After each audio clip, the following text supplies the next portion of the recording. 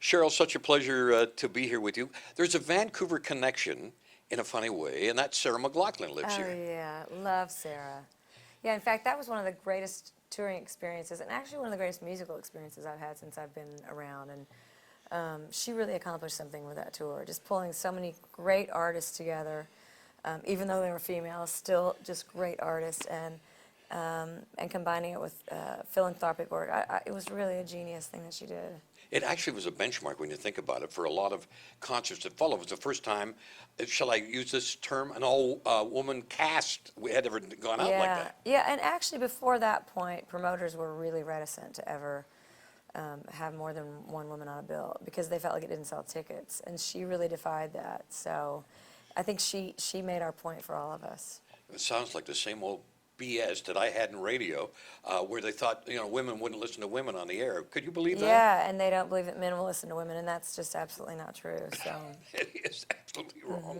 But you also invited her to your Sheryl Crow and Friends in Central yeah, Park, did you not? yeah, and that was an amazing experience because it was live, free concert, 35,000 people, and having Sarah there for me. I mean, I know that people up in Canada probably know her well enough to know that she's a wicked sense of humor, but she is a very calming spirit. So having her there was really comforting and put me at ease.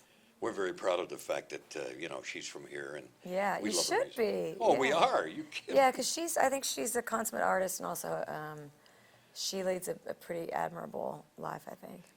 You were on that Bad tour with Michael Jackson there for, what was it, a couple of years, wasn't it? Yeah, it was What was that like the years ago? 18 months. Well, it was a lot of things. I'd never been out of the country, really. I'd never toured. I'd been to Mexico, but I'd never been outside of America proper, and that in and of itself was really a huge experience for me because we were in Japan and Australia and all over Europe and South America, and getting to see those places obviously informed my art quite a lot. But also that tour was basically like a touring Broadway show. It was the same show every single night, huge spectacle, and he at that time was, at his peak of his career, and so it was quite fantastic and very, very long. But the average person watching this doesn't understand how tiring that can become, even though it's wonderful. Yeah, I think being out on the road for that length of time is tiring, period. And we go out, we'll do 6 shows in 7 days, and he would do 4 shows in 7 days. So that's, spread out over 7 days. So having the time off actually was a killer.